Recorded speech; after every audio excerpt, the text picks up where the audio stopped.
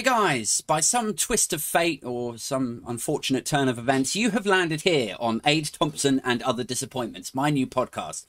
This is episode 1. You'll be thrilled to learn that basically as a result of the pandemic and or fatherhood, it's rendered me completely socially isolated. And so I've decided to start a podcast purely on the basis that I can then connect with other people and have some sort of engineered conversation with someone once a week. My first guest is a guy who I got to know a few years ago through the now defunct social media app Vine. We shared a love of video editing and comedy, stand-up. We both came from stand-up comedy backgrounds. He has since pivoted and explored quite aggressively YouTube, launching his YouTube channel and producing a show called Knee of the Curve, which I think is one of the best technology shows, not least because it's a perfect blend of tech and comedy, which is really kind of... I mean, the guy is basically an American, more handsome version of me. So if you haven't checked it out, please do so, and welcome my first guest ever, Mr. Emmett Short.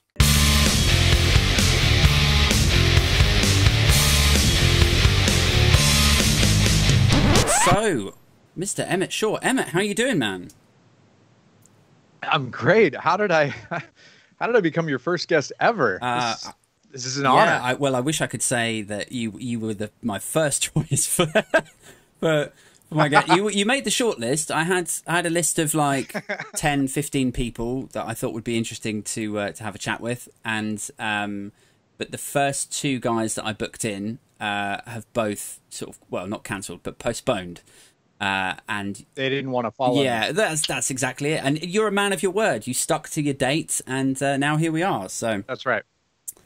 So yeah, so for the benefit of anyone that's not familiar with your work, you are I want to say that you're a stand-up comedian, but obviously that's a bit out of date nowadays. You're full-on YouTuber, right? Full time?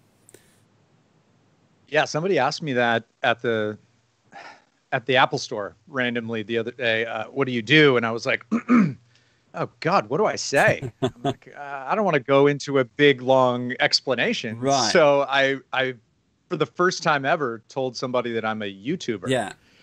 And how did they react? Which sounds weird, you know. I felt like he was going to look at me and go, "But you're not 14." Yeah. And I don't even know why I say that, because, you know, I watch YouTube a lot. I watch so much YouTube, and none of the people that I watch are 14, but I still have this idea that it's for, you know, young people. And I feel weird being, you know, a full-grown man YouTuber. Yeah. It's funny, isn't it? Because it's like, even like mentally to me, it's still quite a new medium, but obviously it's been around for 15 years or something now. So it's not that new, but still in my mind, you know, the phrase YouTuber, the word YouTuber brings with it connotations of, yeah, like a sort of, you know, 14-year-old girl doing makeup tutorials, or, you know, a gamer sharing his footage or something. But it's kind of one of the things I wanted to touch on actually today was the maturing of that format, and you fit right into this point I kind of want to make. So I was thinking how, like, well, you know, I am sort of rebranding to doing makeup tutorials, so I don't know. Yeah, I mean, you have to play your strengths, right? I mean, the technology stuff is good. It's good, but it's not you, man. It's not. Yeah. It's not really me. Yeah, I love doing, you know, a smoky eye or... yeah, or Halloween, like slutty Halloween makeup, Halloween stuff. Yeah, slutty Halloween stuff. I like to, you know, make my cleavage look nice with a little, and it does accenting. It's working.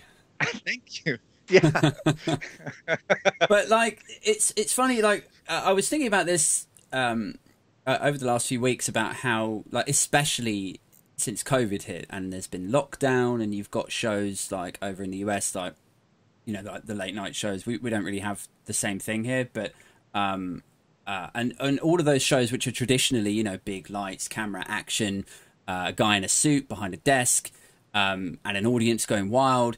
All of that stuff has kind of ground to a halt because of the pandemic.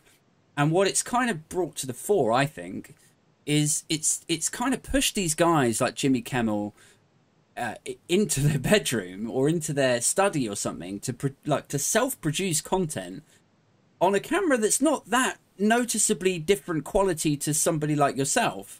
So the lines are getting increasingly blurred in terms of what is like network and production house produced versus what somebody can actually produce in their bedroom or in their study. So I wonder if sorry, go ahead. Sorry, I was just going to say Jimmy Kimmel was actually at the Apple store with me. He was next to me, and he called himself a YouTuber as well. No shit. I heard him. Yeah. So. Well, if Jimmy Kimmel's saying it, I mean, obviously it's okay. Right. But yeah, I don't know. I suppose my point there is that, you know, you're exploring YouTube at a time where the opportunity and like the potential of doing it is becoming almost like a kind of rival to a lot of the traditional kind of mainstream stuff. Is that your sense? Is that your sort of feeling of it? Or do you feel like, oh, dude, I'm fucking millions of viewers away from network success? And is network success something that you're actually kind of striving for? Or are you happy to kind of keep exploring the self-made route? Lots of questions there, and stuff I think about every day. I think the first one is, what is it? Am I still kind of, what do I think about this new medium and all of us being sort of in the same boat? I think it's great. It couldn't have happened at a more perfect time for me, because my joke for my show was, now I have the same size studio audience as all these big late night shows. Yeah. So I came up in the world. Yeah. And, you know, everybody was going into their houses, and their show quality dropped even below where my show quality was, because I was wearing a suit. Yeah. I was used to having no studio audience, so I wasn't waiting for laughs. Yeah. The first few weeks of these guys doing their monologues and their jokes, it was just soul-crushingly awkward. Yeah. And they didn't, because they didn't realize that there's nobody's going to laugh. You don't look around after you tell your punchline. Yeah. don't have that same timing. And so I was kind of felt like I was ahead of the game. As far as trying to, you know, do I want network success? Sure. Yeah. Would I jump ship from YouTube to, you know, if I got a production company and a network wanting to sign me on? Yes. 100%. Yes. It's funny. 1,000%. Really? Because, like, I mean, people like Joe Rogan, who, you know, he self-produces his podcast, and that's massive on YouTube, at least for the time being. And he always professes to have this, you know, knee-jerk reaction or stance that the idea of him jumping into a network production, he would immediately attract the influence of suits and producers and people in branding and all this stuff, and, you know, interferers, basically. And you write a lot of your stuff, right? If not most of it. Yeah, I read it. So would that kind of concern you, or would you be like, do you know what? Just give me the fucking money. I'm done. Buck me. Yeah, I mean, someone in Joe Rogan's position can easily say they wouldn't want to go to the studio route. But if you're a relative unknown, as I am, that'd be a huge leg up. And it was for Joe as well. I mean, he got his success on mainstream TV, most of it, and then he was able to transfer that over into his own thing. I don't have any of that. I'm pretty much still, you know, ground zero. 30K almost subs on YouTube is not paying bills. With everything that I've got coming in from all different sources, it's maybe sometimes making about half bills. Yeah. So, you know, maybe if I had 100,000 or 200,000 subscribers, and I was definitely making bills, and I was thinking about hiring an editor, that, you know, that kind of level.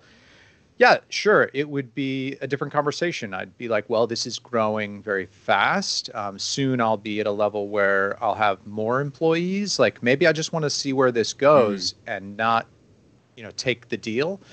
But even right now, with 30,000 subscribers and half bills, I'd be like, it'd be great to have a writing staff. Yeah. It'd be great to have a billboard. It'd be great to, you know, because then even if the show got canceled after a year, Yeah. I could take that success back to YouTube. They're never going to get my YouTube channel. So any mainstream success I can get will only help YouTube. Yeah, yeah. And so, like, the other thing I wanted to chat about was, so YouTube is very much the, you know, the current and if not the future, and it's where you're finding a lot of success at the moment. But it's not stand up, and I know that you and I sort of first got to know each other through like Vine and 6-second videos and stuff. But the thing that we kind of actually started chatting about, like one-to-one, was doing stand up and like what our styles were, and you know, different venues and stuff that we played at. And I just wondered if you, I mean, obviously the pandemic has fucked stand up, right? But does YouTube, has that kind of taken over stand up for you? Do you miss it? Is it something you can see yourself circling back to at some point? The plan all along was to use whatever notoriety I could gain from YouTube to bring it back. Yeah, to use it to get more stand-up gigs. Yeah. But it just so happened that 6 months into doing YouTube, this whole pandemic hit, and I was right sort of at the point where I'm like, okay, I need to do some YouTube videos about the LA stand-up scene to really let people know that I don't just do tech videos, and you know, I'm a comic, and and then that happened. Yeah. And so I've just been it's just been rough for this last 10 months of just thinking, okay, well, at some point I'm going to do that. Have you done any I'm assuming that they do this over in LA as well, but like on the London circuit, as soon as the lockdown hit, every fucking comedy forum was full up with like Zoom comedy shows and Skype comedy. And I'm just like, I don't want to mock it. I don't want to be one of these guys that's a total prick about it. But it's also like, oh, come on. Like it's not like, in my mind, it's not a format that you can transition into. It's just not the same, you know, like you need, I feel like scientifically, biologically, to get laughs, to get a real stand-up experience, you need, let's say, like 15 minimum, 15 people smushed together in a front row or front 2-3 rows, like uncomfortably smushed in a hotish room, like quite warm and comfortable, and, you know, drinks flowing, and like one of them has a friend that's on the bill. Like that's the good environment. Oh, and it should be like darkened out. There should be a low seat, like the idea that you can move that, and then, you know, I'm just sat here in front of Skype and totally disconnected, and I know that it doesn't matter if I just like pick up my phone and start tapping. Like I could turn off my camera, people can't see what the fuck I'm doing, and it's just like, you know, I can't imagine ever going in for one of those. But I don't know, like, if your experience has been different. Did you get involved in any? Is it going on over there? No, I didn't. I haven't really been. I wasn't really asked to. I wasn't doing a ton of stand-up before this, so it wasn't like I was all of a sudden, you know, what am I going to do? Mm-hmm. I was already spending all my time making YouTube videos, and I was sort of in the mode where I was like, well, I got to get back out there. So it wasn't like my door was knocked down with any of that stuff. I wouldn't have wanted to do it, but I probably would have, just because it's a different. So you can't think about it like this is stand up. It's just different. It's like it's almost like, okay, we're inventing a whole new medium of comedy. So yeah, you can't do a lot of the same things that you could do, you know, in a live show, but you could do more different things. You could do even maybe like, I don't know, camera tricks or costume changes, you know, like you use I see what you're saying. The camera to do like different bits. I haven't seen a lot of that, so I don't know that that's happening, but that's in my mind. I was like, well, there's got to be some new way to do this that someone's doing and crushing it. Yeah. But I don't know what that is. No, me either. And like, I should probably say, I'm sure there's a lot of acts out there who have really found their feet, like in these months, where those Skype calls or Zoom calls, Zoom gigs, um, have become a sort of like a sounding board. Like it's just them and 7 other comics, and then they'll go, "Oh, guys, look, here's my bit. I thought I would say something like that," and it becomes a kind of like a sort of just a support group, really.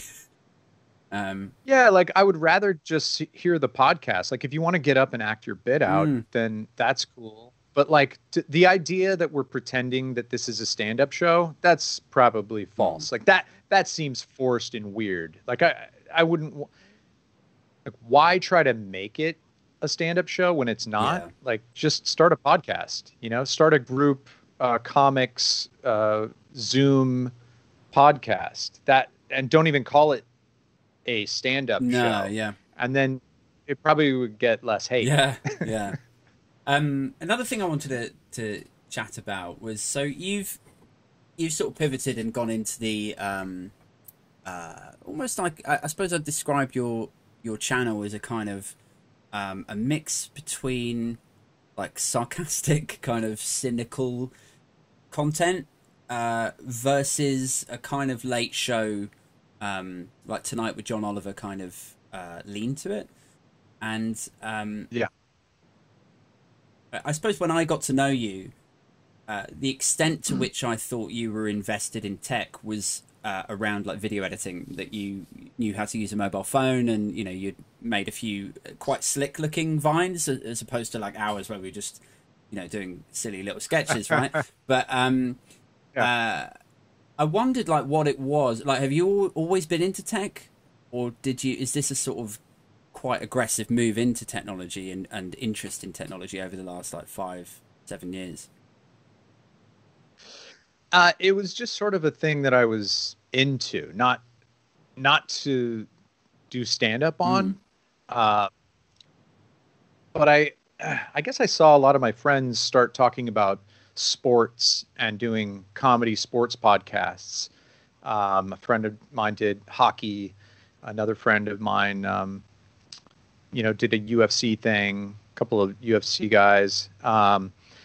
And then people are doing politics. And I always thought, okay, well, that's interesting because there's built-in audiences for them. And I thought, people try to have me on their sports podcast, and I'm like, yeah, I like sport. I played sports, but I don't know. I'm not like a sports trivia person, and I don't religiously watch all these sports. I'm like, that's not my thing.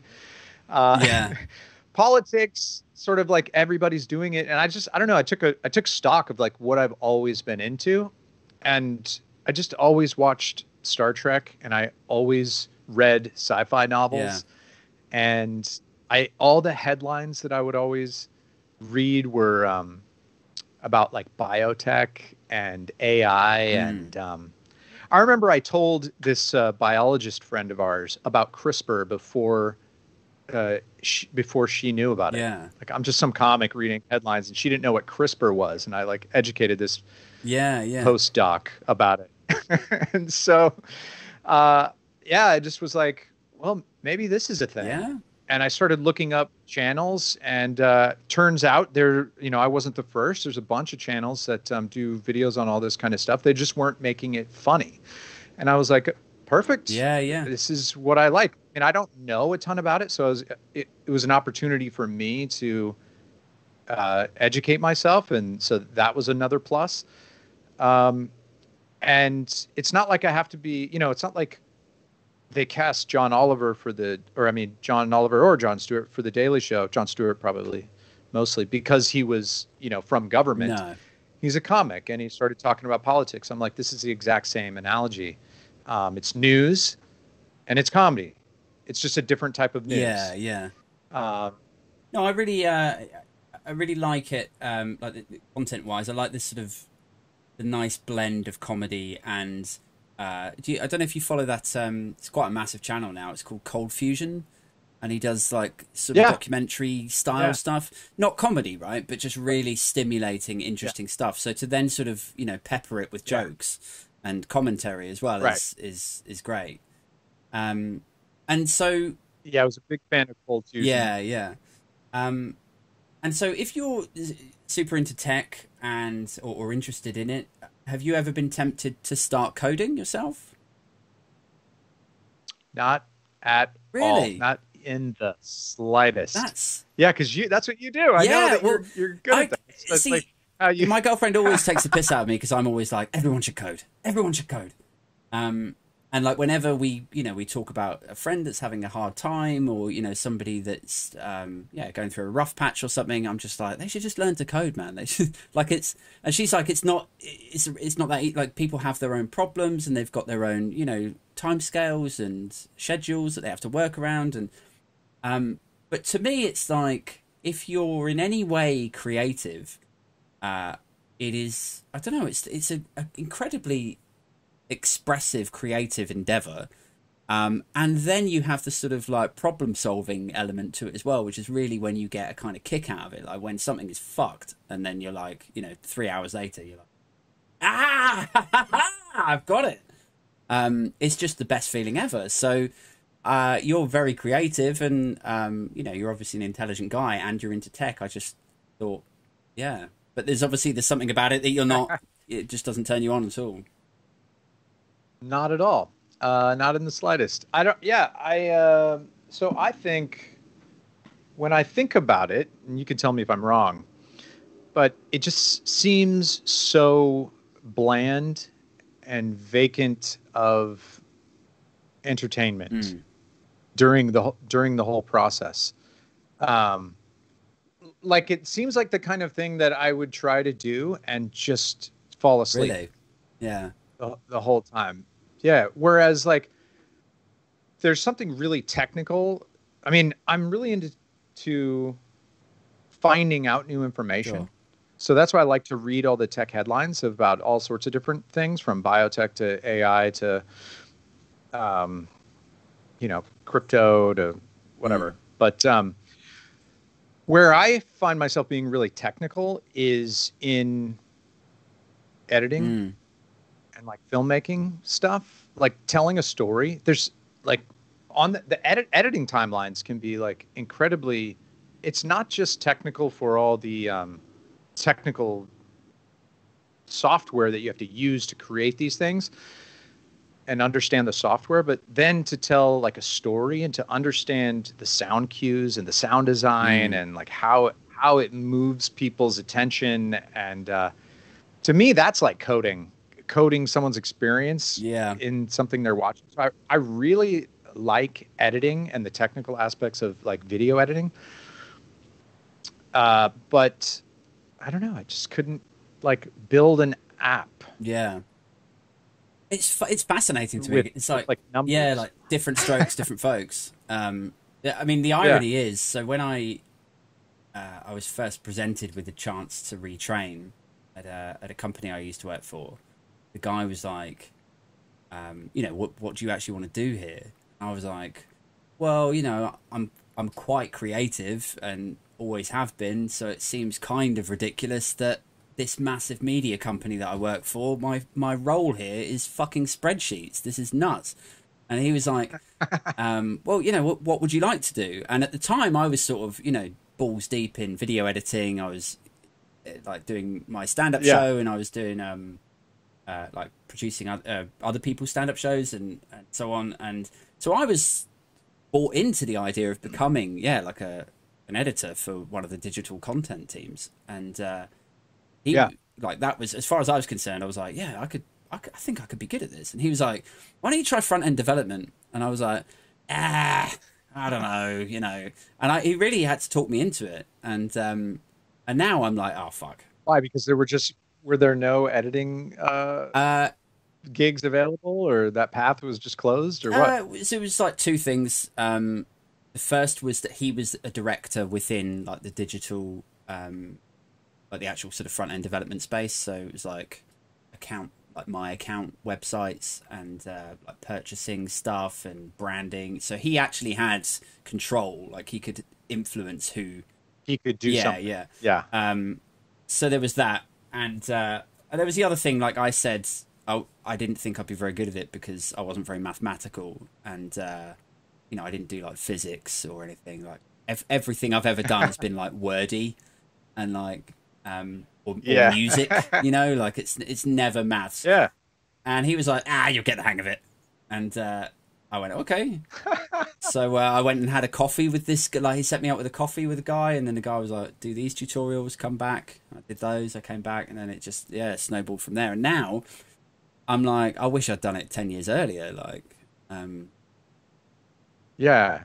It's like understanding a language, right? I mean, yeah, but it's like a language that you never, ever actually fully understand. It's like when you start, you're thinking, if I could just learn how to do this next bit, then I'll be a developer. And then you figure that out, and then they either fucking change it the week after, or someone brings something new out, and then you're like, fuck, learn it all again. yeah. Is it going to get easier? Like, is it ever going to get like Photoshop? You know, like it's like if they asked me to design a website and I could just do it in Photoshop, like I would crush it. But every time you want to do a website, it's like, what? Like, why doesn't Photoshop just be like, oh yeah, we do web now too? Like, just click a button. I think and it's it coming. Translates into a yeah. website. I saw so like WordPress and Squarespace, they do a lot of that stuff. It's not really like a Yeah, I did a Wix site. It was pretty drag and drop. It's fine, but it's not. Yeah, like coding without the coding. Like, I don't want to be typing in. I don't even type well. Like, I don't even type like a normal person. I'm one of those persons that has to like look at my fingers while I type. No, you're like a dad Yeah, typer. it would not be a good you're like coder. my dad. Like, Yeah. I No, it's not like this. I'm actually quite fast. I'm probably, I'm not like, I'm not like 100 words a minute or anything, but I'm probably, 50 or whatever. I don't know. That's all right. Is that normal? But yeah, I mean, I can type like a normal person. I just don't do it. Yeah. It's like self-taught. Well, you got to remember that, like, if you're typing 55 words per minute, a huge amount of that minute in programming is going to be spent swearing at your laptop, so you're fine. So, what do you think is going on with the monolith? I think it was an art piece. Do you think? Yeah. I've read a few bits about it where they say, oh yeah, it's this artist and he died a couple of years ago, right? But before he died, he told his wife and it sounds like I'm making this up, but I read it, and okay, he said that he was going to leave like artifact type things that looked like they were from aliens, like around the world. He thought that would be a really cool thing to do. So I've heard it might be because he was dying. I don't know if, or just because he just wanted to, not because he was dying. I think when it wasn't motivated by. I think when people are dying, they decide crazy shit. They're like, I might not ever get to put a monolith in Romania if I. Yeah. Yeah. Well, we should all live like that. We're all slowly dying. So. Yeah, it's quite an abstract goal to put on your bucket list in your last 6 months, though. Right. But like. So I heard that. I heard it's that. And then 2 of my friends have said that they've read stuff. So I don't know, secondhand information. But they've said that that it's supposed to be some upcoming Netflix Space Odyssey promotion. And I was like, if it does turn out to be like a PR marketing thing for a fucking movie, I'm going to hunt down whoever that PR is and roll them up in carpet and throw them off a pier. That's... No, I applaud it. I'm in marketing. That would be something that, like, I totally applaud it. It's just like, I think it's the disappointment factor. It's like, at the moment, there's still a chance it is actually aliens, so I'm really excited by it. So then if it turns out it's not aliens and it's just some fucking advert, I'm going to be like, oh, man. It's not, it never was aliens. Right. So that is not a worry for me. I'm not disappointed by finding out it's not aliens. If it's just, I assume, I didn't hear the art guy story, but I just assumed it was some, super hippies art piece, some like super fan of Space Odyssey art piece. And so, yeah, no, but I love a good marketing stunt. And I like commercials. I've always been attracted to commercials. That's why I sort of got into marketing adjacent to stand-up. So something like this, we were going to do some stuff like this for a company that I worked at, not on a global scale like this, but like stunts around town, get a grassroots thing going. Yeah, I think it's brilliant if it's that. On this, we differ. I hope it's that. Yeah. You hope it's that. Oh, Oh! shit. Is that whiskey? No, but it was booze, and now it's a broken Oh, glass. shit. I thought you were going to say broken phone there. No, but that is a broken glass. All under. Hey, this is how I christen your podcast. Yeah. I break champagne over your podcast. Cool. I'm okay with that. I really hope. I mean, wouldn't it be weird if this was genuinely like my gimmick for the podcast? Oh, everyone has to smash a fucking glass. Now they do. You're not a guest on this one unless you can commit. I need that commitment. Right. Yeah. Sorry. It's in the it's in the writer. Yeah. I know we were talking about stand up a little while ago, and like you said that the plan was originally for you to sort of build up the YouTube channel and then kind of get a bit more known for stand up gigs off the back of that. And yeah. I sort of thought I like imagined getting into coding my end would be a sort of similar thing. Like I was quite happy doing stand up and just doing my shitty office job, and then coding became a bit more lucrative, or it started to pay the bills a little bit more healthily. Yeah. And I was able to dig myself out of debt, which is pretty good. Yeah. But yeah, for me, it was like a similar thing. Like it was always and is always will always be the plan to be sort of, look, I'll just do this for a bit, and then once I'm financially secure, then I'll circle back and I'll do like Edinburgh or something. I don't know. I'm not sure what format it will take yet, but that's your sort of like broad plan still, do you think? Yeah, absolutely. In fact, I took, I did the same thing, exact thing happened with me, but just with like through video editing and being an editor and then a producer and then a creative director at a startup, like building their marketing team. Like, that was my path to kind of like, pay off my debt and save up a little bit of money in order to, try this YouTube channel. Yeah. Yeah, and that was the thing. Like I took the last job. I think I literally said to my bosses at the agency before I took the creative director job that like, you guys aren't, paying me half what I'm going to make over there. I could do that. Like in my exit interview, I'm like, I could do that for a year or two and then fund my dream. Yeah. Of, having show, building a YouTube channel and doing stand up. And they're like, well, we want to support your dream too. I'm like, yeah, but I asked for a raise and you didn't give me one. So later. And then I did that. I did exactly that. I had the job for about a year and took off and immediately started doing this. Yeah. And I gave myself about 6 months, and I think I grew about 17,000 subscribers in the first 6 months, and then almost another like 12, I guess, in the 6 months after that. It slowed down a little bit now. I don't know. Maybe I'm getting worse. But there is peaks and valleys to this thing. Finding out what people like, and then you get a bunch of people that like one of your videos, so they subscribe, but they don't really know that that's not what all your videos are. The makeup tutorial. And then so you do another. Right. Then you start doing makeup tutorials and everybody unsubscribes. Yeah.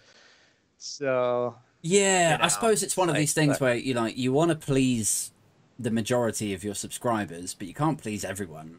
And, you're going to do a video about crypto one week and somebody's going to find that really interesting because they are genuinely really obsessed with crypto. And then your next 4 or 5 videos are about biohacking and Tesla and something else, something or other. So it's, I suppose it's a tricky one to kind of navigate and maneuver around, trying to keep everyone happy while attracting new people.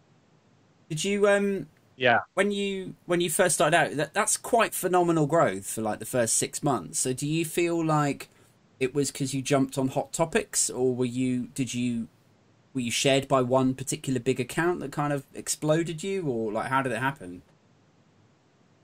A couple of both of those Okay. things happened. So I really started the YouTube thing with a strategy that that wasn't, a lot of people. I have friends that are like, sorry, excuse me, just do what you love, and then it doesn't Mm. matter. And I'm like, yeah, I don't know. I kind of been doing that my whole life, and that doesn't work. Yeah, it sounds nice, doesn't it, when someone says it to you? Yeah, I'm not even sure they yeah, believe it themselves. I feel like they just like the way that those words sound when they come out of their mouth. They're like, I want to be the person that says, just follow your dream. But yeah. Just do what's in your heart, and and speak your truth, yeah, yeah. and it's all going to work out. But no, I came at it with a strategy. I'm like, well, what's doing good, Mm. and what topics are out there that people are searching? And I really tried to use every ounce of like the marketing side of everything that I've been working, learning for the last 5 years in marketing to put toward my YouTube channel. So I saw that at the time Tesla was getting a lot of bad press, but there was the only good press was coming out of YouTube, and I saw that these channels with hardly any Mm. subscribers that were doing real news on Tesla um, were it was almost the only place you could find this real news Yeah. and perspective. And they were getting hundreds of thousands of views, relatively small channels. So that was a big eye-opening thing for me because I was like, that's perfectly on brand. I'm trying to start this Yeah. tech-centered channel. I love Yeah. Tesla. I want one of the cars. Actually, was a big reason why I bought the Model 3 because I was like, well, this, I can barely afford it, but it's on Yeah. brand. So, and I can make videos on it. So I'm like, okay, that's what tipped me over the edge. Yeah. Um, so yeah, Tesla. And then the other one was, I already knew that I wanted to do videos about automation, but Andrew Yang was in the news right when I Yeah. started. And same thing with him, really small channels getting tons of views, talking about Andrew Yang. And I tried to make all my videos about some tech angle until the third one when I was just like, well, I'm going to talk about taxes the entire time. Yeah. But yeah, I had to learn a lot, and there's a lot of research involved because yeah, I mean, I do love that stuff, but it wasn't like just speak from your heart and everyone will, follow. Mm. It's like, no, I put in some work. I did a lot of research, and I tried to do things that I thought people would gravitate toward. Mm. And I hit the jackpot a couple of times Mm. early. And then I actually did get a person named Joe Scott, who's now he's about to cross 1 million followers. I think at the time he was only at like 300,000, but that was still, Yeah. really, that's still really great. And he was growing fast, and he found my channel somehow, I think from one of my Tesla videos, and he shouted me out on like a live video of his, and that actually really helped. And people started subscribing and mentioning, "Hey, got sent here from Joe," Mm. and that was really great because I reached out to him, and he got back to me, and now we've formed a little relationship, and we've done another collab, and that's been really helpful for me. Um, and yeah, he's been really great. Yeah. Yeah. So that's like one of the the best relationships so far that I've made in this YouTube world. But it's obvious that That's really there's not a lot of that's people. really cute and Yeah. everything. But what's the worst relationship that you've made through YouTube? And this muckrake. Oh, every day there's people in the comments telling me how I'm failing. Really? So I make way more of those. Yeah. That's like, see, Yeah, even fans will be like, "Oh, yeah, you need to say this. You said this wrong," or "Yeah, you I do. love the This video like. sucks." God, please grant my children the self confidence of the comment section on YouTube. It's like, you're doing this wrong. I know this. I'm very self assured that you've done this wrong. It's a massive error on your part. Then Yeah, you click on their name. They're like 2 subscribers in a fucking wedding video. Or like what? What? yeah, Uh, yeah. yeah. It's one of those things I try to. A friend of mine is about to start a podcast, and he's going to post it on YouTube. And doesn't have a big social media presence, and there's a lot of banter that happens on social media, but it's just like with friends or like Yeah. people that you may know. He's a comic as well, so like I'm sure he has people that follow him that are not that he doesn't know, but it's a relatively small group of people, so it feels way more intimate. And when you get in an argument on, when your social media following is that small, it feels way more personal. Yeah, yeah. Yeah, so as you start to grow and you're inundated with lots of comments on every video, and you're putting out lots of content all the time, it becomes way easier to just Yeah. not to just let it roll off. But I remember at the beginning I was affected, and I commented back angrily and whatnot. And now I can find myself like going, okay, I can just not say anything. It's funny, I suppose, if you've got like sort of I suppose the most immediate example of that I can think of is like on Twitter. If I've put a tweet out and then a big account has retweeted it or quote tweeted it, most of the reactions to it are other people just like favoriting it or liking it or whatever. But occasionally you get some really shitty like abusive comments back. And when you're quite a small account on Twitter, like it does there's something visceral about it. You think like, how does this person know that I'm a piece of shit? Like, how have they figured it out? Because like you really, that what they would obviously like. Why would they say that unless they really felt it? But then you've been on Twitter for a few years and you just realise that that's the social currency of Twitter. And I suspect maybe it's the same with YouTube. You spend a lot of time on there, you gain a following, and then you just sort of toughen up a bit. I always wonder what causes that type of comment to keep happening. Like what's the feedback? What's the positive feedback from it that makes it keep happening? Is it just in our nature and we don't need any positive feedback? Or like, is there not enough positive feedback for good comments? Like what you would think at the beginning, you would think, well, this is just sort of human nature. People, flying off the hip and there's nobody there to I think it's a mix of things. Call them on their shit. Yeah. So that go for it. But after a while, don't you think it would stop? So I think it's a bunch of things. I think there's enough people in the world who like they start doing it and then they do it for 6 months and then they get bored of it and they stop. But by that point, there's another 100,000 people who start doing it and so it's like a sort of cycle, a rotation of new cretins. Yeah, I wonder if we'll evolve past it ever. No, I don't think so.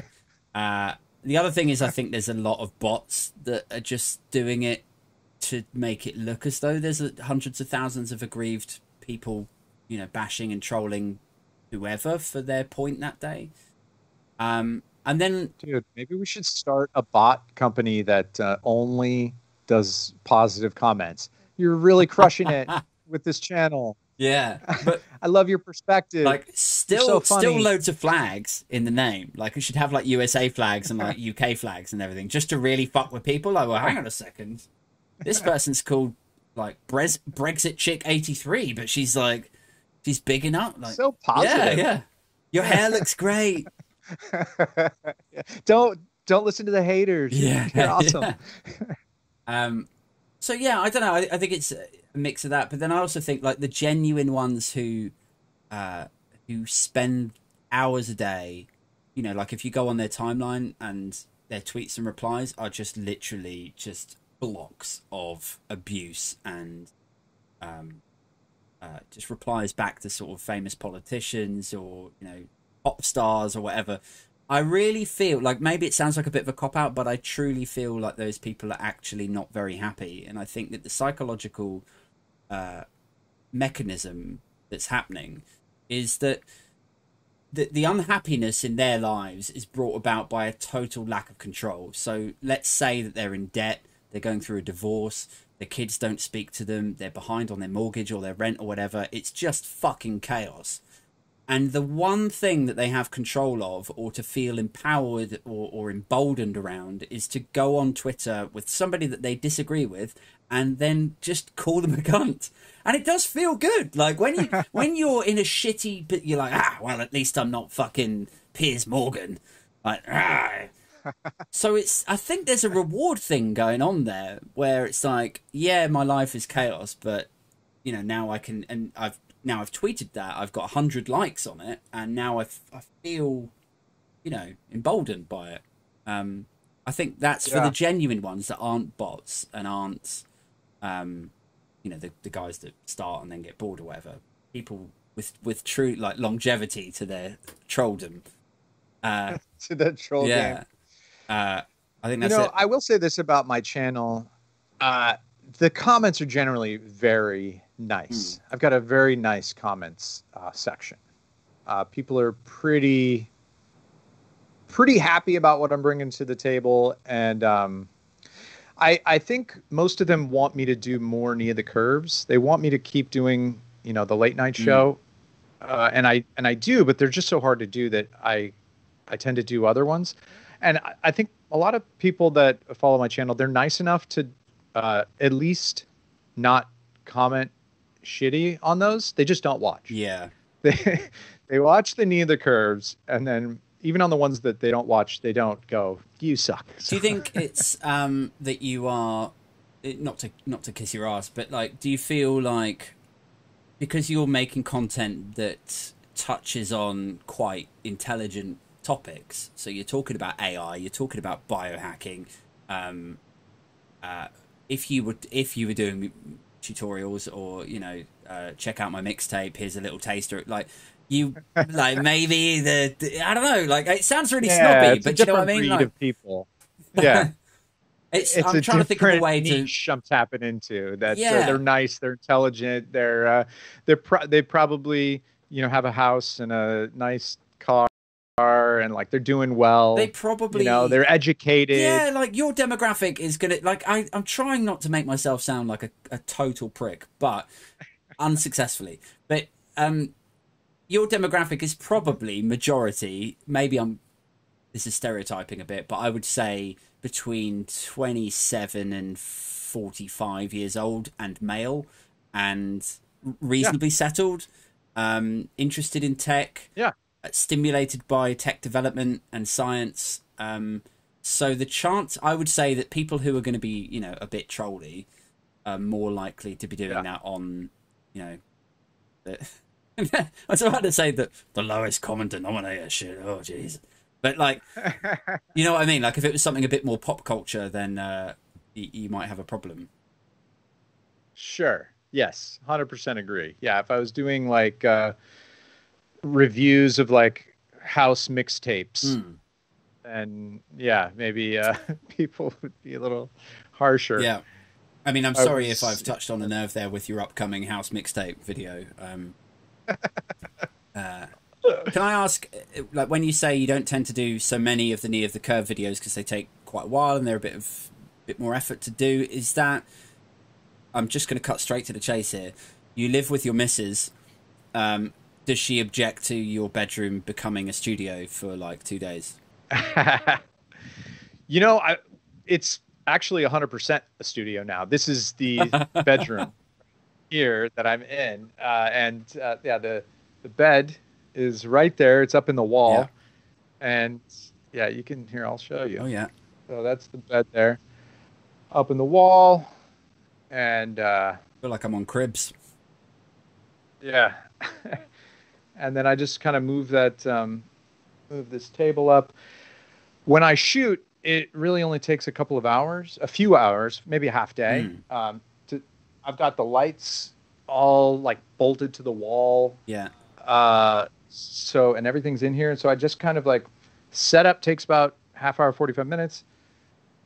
I can turn the lights all on and off with just like talking to Alexa. Yeah.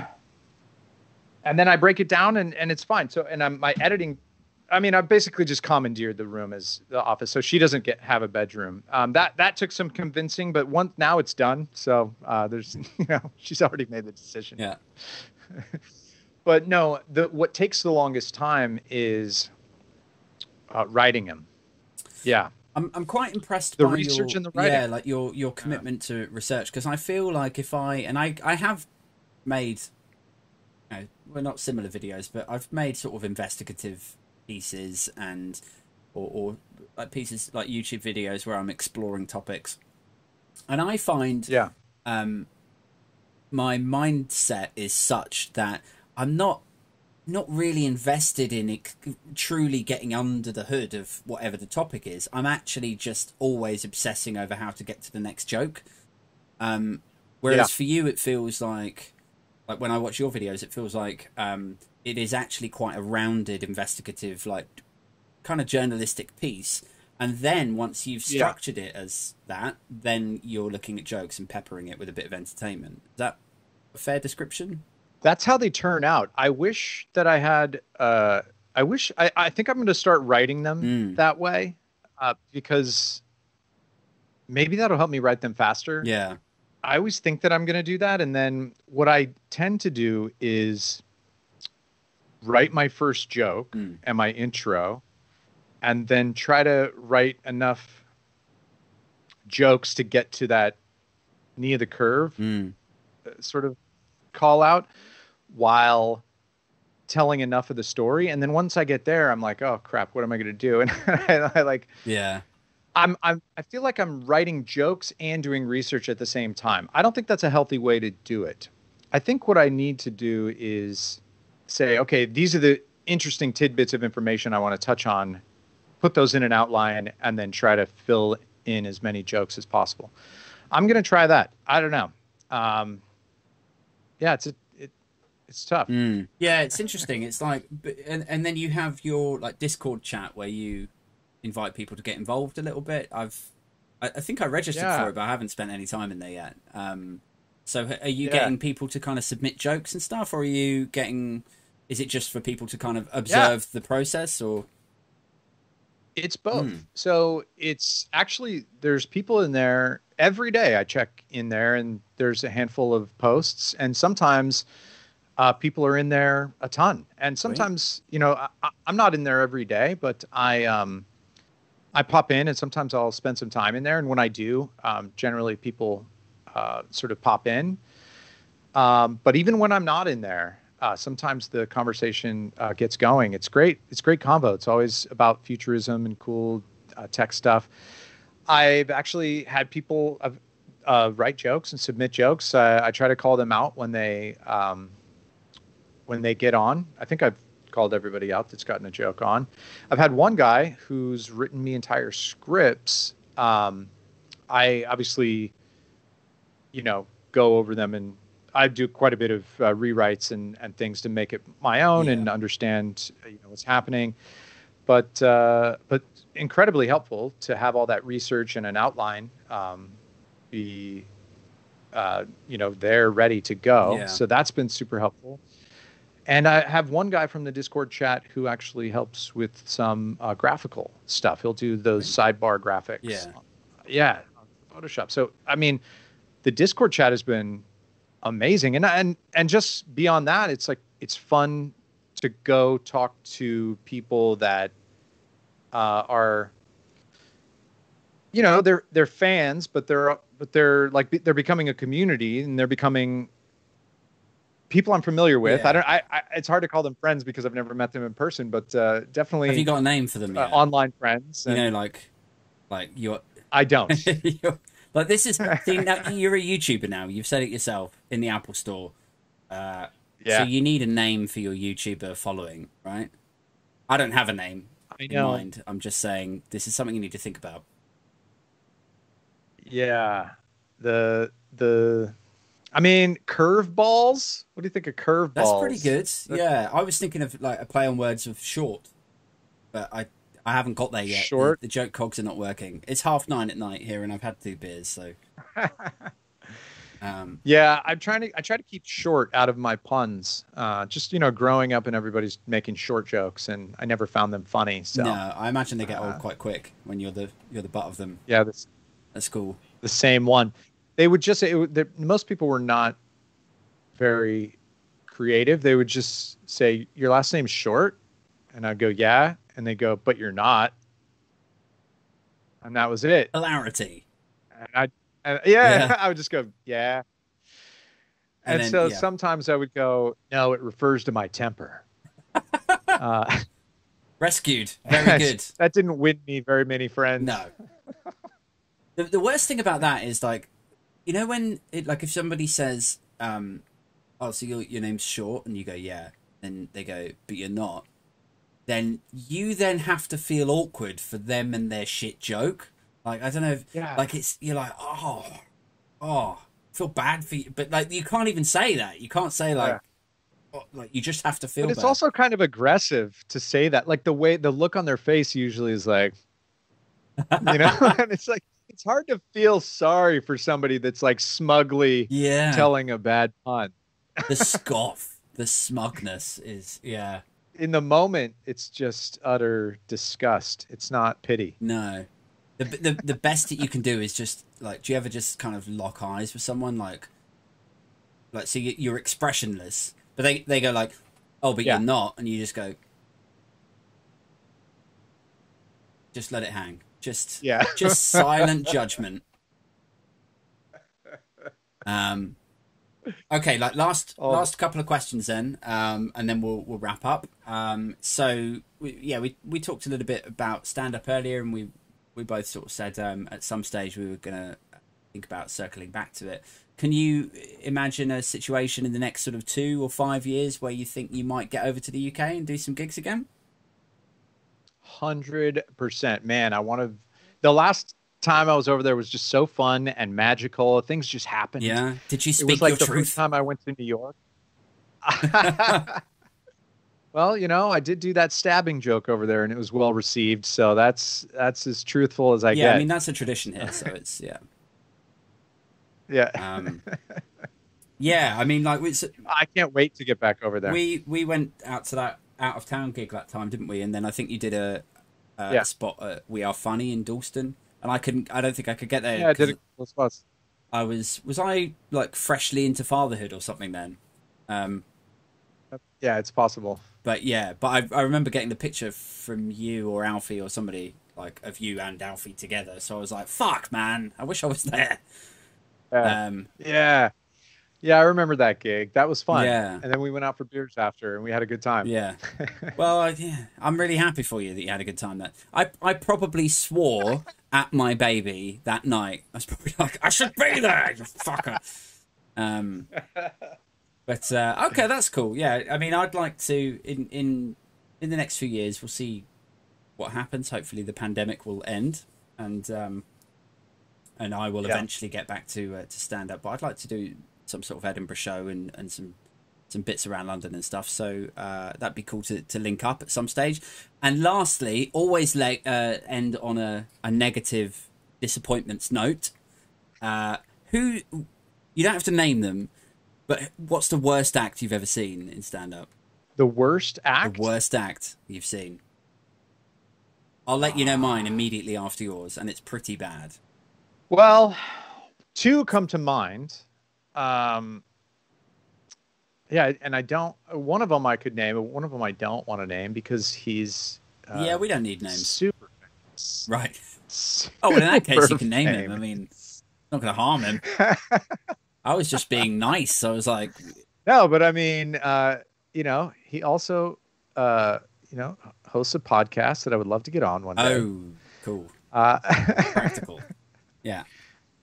Yeah. But I did see somebody from Saturday Night Live in the Sacramento Punchline, and I think it was their first season on SNL. They, it was a big deal that they were there, and just ate shit for 45 minutes. I think got off stage early. I mean, I was freshly into stand-up, and I've been doing it a couple of years, and I was in at the club, so I got to go see, headliners and things all the time, and I was just sitting in the back, and I just never seen a headliner eat it so bad. Yeah. I don't want to he was only on SNL for one season in like 90, no, probably like 2000. Yeah. Wow. What was it? I mean, obviously you don't I need to go into details, but like, what was your sense of what he had done? Was he high, or was he just like ill prepared, or were the jokes just shit, or like what was the vibe? Yeah, the jokes were just shit. I think they were all character based. I think he was an improviser that Mm, thought he could make some, that because of his cachet on Saturday Night Live, was able to book some stand-up gigs, but didn't really have stand-up material. right. I know. I'm just gonna go away and Google it after this. I'll tell you. Who was this loser? Yeah. Uh, All right, cool. Well, we'll leave it there. Thank you very much for joining us, Emmett. And yeah, if you want to check out Emmett's content, I always feel like a massive bellend saying that, but if you want to check out like Emmett's shows, go onto YouTube, have a look for Knee of the Curve. Most recent episode was about biohacking, I believe. And we'll catch you on episode 2. Ciao for now, guys. Bye. Bye.